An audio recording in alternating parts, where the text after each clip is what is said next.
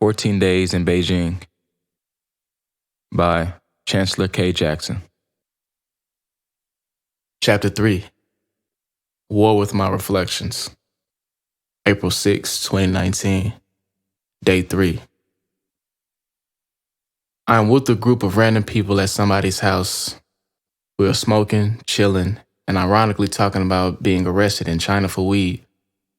One of the people in the group says, "I hear if you get caught with more than 3 grams, it's an automatic month sentence." The room goes silent after the comment is made. Suddenly, we hear a voice that sounds like it's coming from an intercom speaking Chinese. The voice grows louder and clearer, and I wake up and realize that I was dreaming. I'm blown away by how tapped in I am with my subconscious to have a dream like this. Me to myself, is this a sign? If 3 grams equal a month, and I got caught with 1.4 grams, which is less than half of 3, that is about 2 weeks worth of time. That's 2 weeks too damn long, though. I don't think I could do 2 weeks in this place. I move to get up and begin my new morning routine. Breakfast arrives at 6:45 a.m. again, just like yesterday. The menu is the same, but I stick to what I know and make my breakfast sandwiches with the rolls and the salty vegetable. Ironically enough, we have dish soap in the cells, so after eating, everybody cleans up their spaces and washes their bowls out in the bathroom sink. The guards come by the cells to take attendance, and I do not mess up the roll call.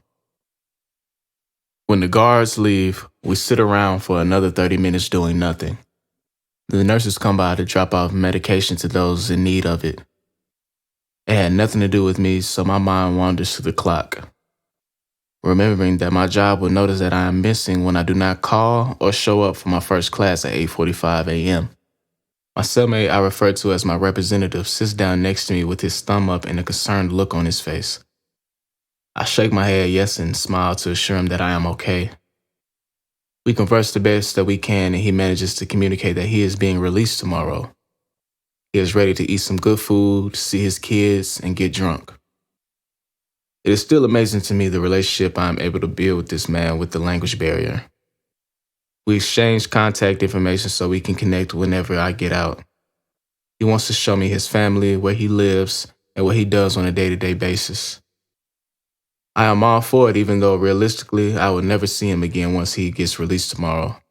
He tells me that he's my Chinese brother, and I laugh before responding and shaking his hand. After he says that, I think to myself, I wouldn't be surprised if our spirits knew each other in the past life, or he is just a blessing from the universe. We bond well and come from different sides of the world. We speak different languages, look completely different, and met in a Beijing detention center. I ask my Chinese brother if we ever go outside, and he tells me no. The news kills my mood a little. Knowing that I am locked in this cell with 14 other men, none of which I can talk to for 24 hours a day, is daunting.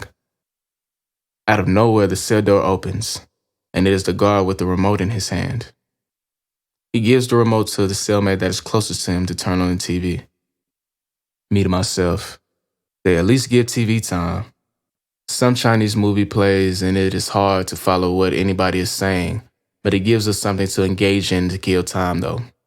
The rest of the cell migrates to the front to get closer to the monitor, but I sit back and continue to reflect.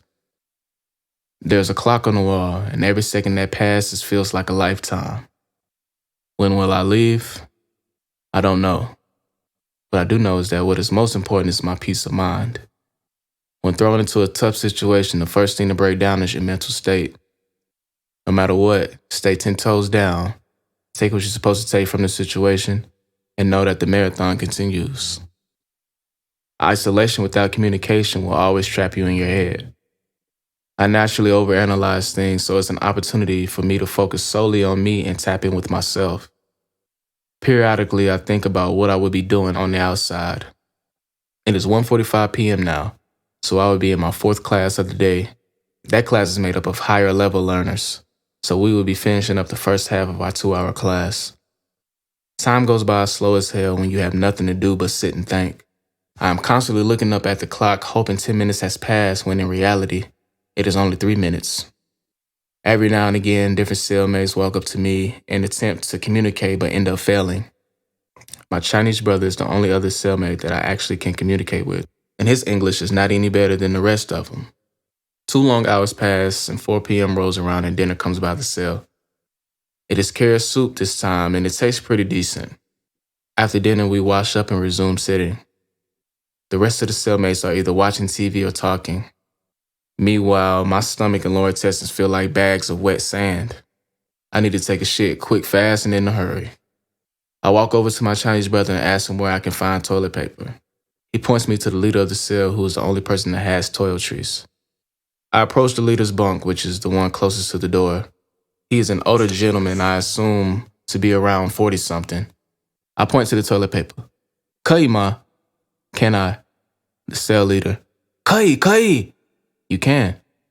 He hands me the roll. I take a couple sheets and go into the bathroom. Getting the toilet paper was easy. The hard part is using this toilet. We basically have a hole in the ground that you squat over. I shit it all on the back of it my last time using one of these at my job, so the pressure is on right now. I squat over the toilet and look to my right to see the entire cell laughing at me. I know I look like I have no idea what I'm doing, which I don't. My legs are burning. I'm starting to sweat, but I'm constipated as hell from holding my bowels for 2 days. I push about 6 or 7 times, taking deep breaths in between each push. I finally get the troublemaker out and I'm tired. I wipe and throw the toilet paper in the trash since they do not flush toilet paper in China. I stand up to flush, and the toilet clogs. I remember seeing others use the shower hose to rinse the toilet off, so I grab the hose, aim it at the hole, turn the water on, and place my finger in the hole of the hose to apply more pressure to the water flow. I spray the toilet until the huge log is broken up and attempt to flush. It does not flush all the way, so I spray it with the hose some more. I flush for a 3rd time and there is still some pieces left. I spray once again, this time walking closer to the toilet to apply more pressure. It is still not flushing, so I give up. I wash my hands and go back into the cell and sit down with my stomach feeling a whole lot better. I am left to my own devices, so I think about where I would be if I had not gotten arrested. It is going on 5 o'clock. I would be in my last class of the day. It is with my younger scholars around 4 and 5 years old. These lessons are an hour long. We warm up, review the previous lesson briefly, introduce the new aims for the lesson, practice by playing a few competitive games, finish up the bookwork, and a quick review. At 6 p.m., I walk the students to their parents that are waiting in the lobby. Me to myself, damn, now what else can I think about to kill time? I feel like I'm running out of thoughts. It has been 3 days since my arrest and 2 days of me being locked up. I have not showered nor brushed my teeth since Thursday morning and I'm starting to smell it. My armpits are getting musty, my teeth need a good brush, and I have nothing to take care of either. I go into the bathroom to run some water under my armpits. Me to myself, my best bet is to keep my jacket on because my armpits are on another level. I go back into the cell and sit down. I watch whatever is on the TV with the rest of the cell. The guards do their evening count around 7:30. I move to the front of the cells at second place in line. I'm slowly starting to learn how things work in this jail, but 24-hour lockdown is not the move, especially with no toiletries. With so much going on and so many things unknown, I decide to pray to my ancestors. Ancestors, I come to you now initially wanting to give thanks for keeping me safe and unharmed.